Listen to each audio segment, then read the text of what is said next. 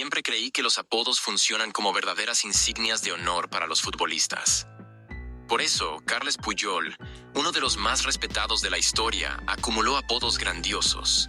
El hombre de las cavernas, el tiburón, el toro, el muro, el gladiador, el corazón de león y el capitán de los capitanes. Pero independientemente de cómo lo llamaran, todos querían decir lo mismo. Era el jugador más valiente del deporte y un defensor implacable. Hoy en día, muchos jugadores se preocupan por pequeños toques en la cara, más atentos a su imagen y contratos millonarios que al juego. Puyol era lo opuesto. Como dijo Franco Baresi, otra leyenda del fútbol.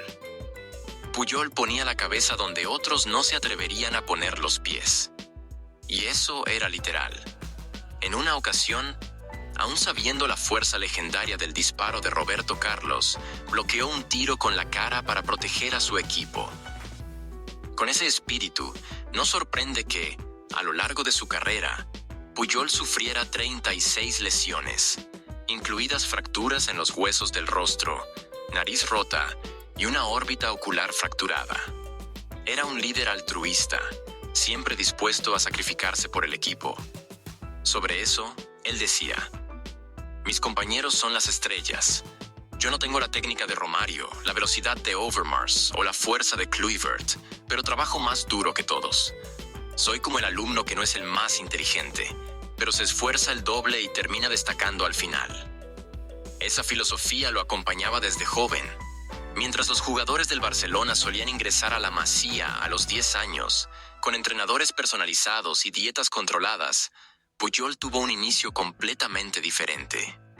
Hasta los 17 años, jugaba para un pequeño club de la tercera división regional, probando varias posiciones: portero, lateral, extremo y delantero, pero ninguna parecía ideal. Aún así, su talento era evidente. Sin embargo, cuando un ojeador del Barcelona visitó su equipo, se fue en el descanso, desilusionado por el nivel de los jugadores.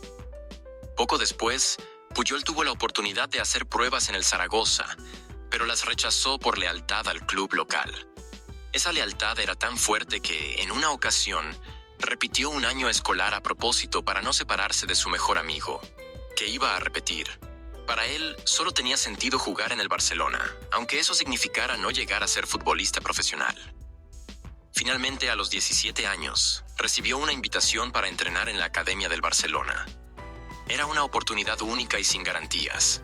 Sabía que podía ser descartado al día siguiente. Fue entonces cuando intervino su padre diciendo: "Si te echan porque hay otros más talentosos, está bien. Pero si es porque no te esforzaste lo suficiente, entonces no vuelvas a casa".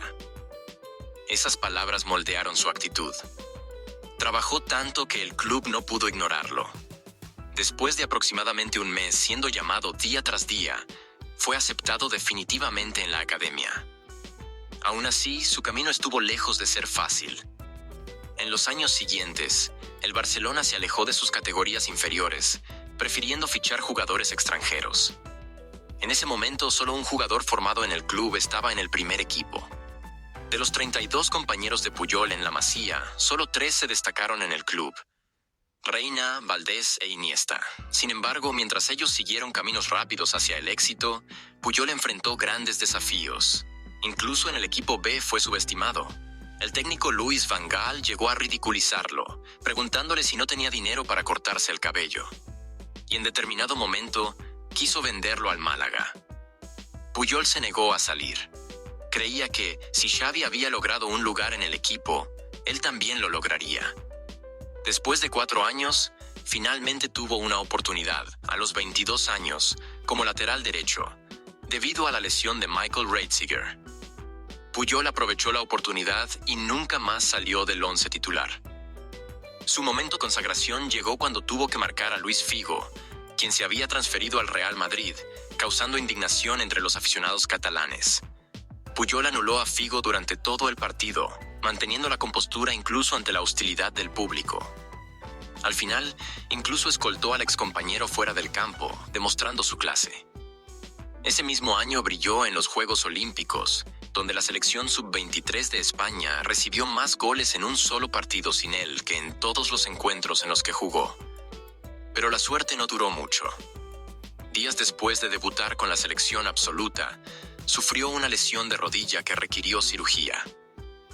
Cuando volvió, finalmente fue trasladado a la posición de defensa central, donde su estilo agresivo y entregado lo destacó, ganando el premio al jugador joven del año en la liga.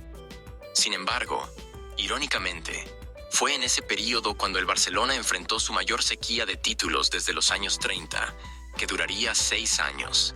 Pero como siempre, Puyol no se rindió y siguió siendo el símbolo de la determinación y la lealtad, tanto dentro como fuera del campo.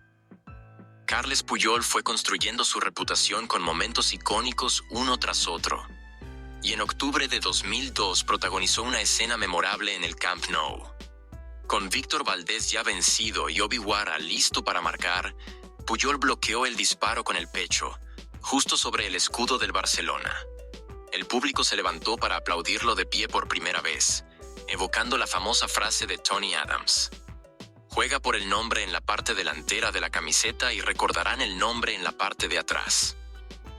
Al final de ese año, a pesar de una campaña decepcionante en la Copa del Mundo, Puyol fue incluido en el equipo del año de la UEFA.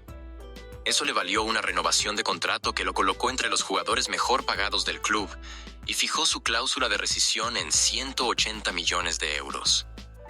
Con el Barcelona en crisis, grandes clubes europeos intentaron ficharlo, incluido el Manchester United, que estuvo cerca de convencer incluso al eternamente leal Puyol. Él admitió: "Hubo un momento en que consideré irme. ¿Para qué negarlo?". Sin embargo, se quedó. Al año siguiente, Joan Laporta fue elegido presidente. Rijkaard asumió como entrenador. Ronaldinho llegó, pero el Barcelona seguía sin ganar trofeos. El cambio solo vino cuando Luis Enrique se retiró, y los jugadores eligieron a Puyol como nuevo capitán. A partir de ahí, el club reconquistó la liga, y todo cambió. Como solía decir Ronaldinho: "Yo me ocupo del ataque y Puyol de la defensa". Al inicio de la temporada siguiente, los dos protagonizaron otro momento memorable. Durante un partido contra el Mallorca, el juego se volvió tenso y Sergio Ballesteros fue expulsado. Cuando Puyol intentó calmar la situación, recibió una bofetada en la cara. Sorprendentemente, no reaccionó ni se quejó al árbitro. Cuando Ronaldinho intentó vengarlo, Puyol lo detuvo. Para un jugador apodado el Hombre de las Cavernas, esa actitud demostró que era, en realidad, uno de los mayores caballeros del fútbol. Pero a pesar de merecer toda la buena suerte, ese año trajo una mezcla de gloria y dolor.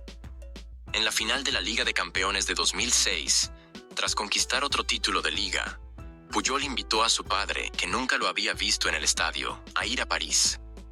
El padre de Puyol, un trabajador incansable que detestaba las multitudes, aceptó solo porque Puyol organizó un vuelo temprano para que pudiera volver al trabajo al día siguiente. Ese día, Puyol levantó el trofeo de la Liga de Campeones y fue nombrado el mejor defensor de Europa. Sin embargo, pocos meses después, su padre falleció en un accidente laboral. La pérdida devastó a Puyol, pero volvió al campo rápidamente. Durante la Copa del Mundo de ese año, incluso dio una asistencia memorable, pero España fue eliminada temprano. En el Barcelona, la situación también se desmoronó. Eto'o y Ronaldinho discutieron entre bastidores, y Puyol fue el único que intentó mediar, asegurándose de que ambos se reconciliaran antes de un entrenamiento ante los ojos de la prensa. A pesar de sus esfuerzos, el Barcelona perdió el liderato ante el Real Madrid y, para colmo, Puyol sufrió otra lesión de rodilla, necesitando una segunda cirugía. El tiempo fuera de los campos fue insoportable. Para Puyol, el fútbol era su única vía de escape tras la muerte de su padre. Contra las órdenes médicas, se quitó el yeso y volvió a entrenar 70 días después. El fútbol era mi medicina, mi apoyo. Un año después, incluso con el Barcelona pasando por tiempos difíciles y Rijkaard siendo despedido, España ganó la Eurocopa de 2008. El éxito de la selección se atribuyó, en gran parte, a la defensa impenetrable liderada por Puyol, que no recibió ningún gol en la fase de eliminación directa. Fue unánimemente reconocido como el mejor defensor del torneo y del mundo. Cuando Guardiola asumió el Barcelona, trajo a Gerard Piqué, descrito como lo opuesto a Puyol, un joven rico, nacido en una familia vinculada al club. Sin embargo, juntos, formarían una de las mejores parejas defensivas de la historia.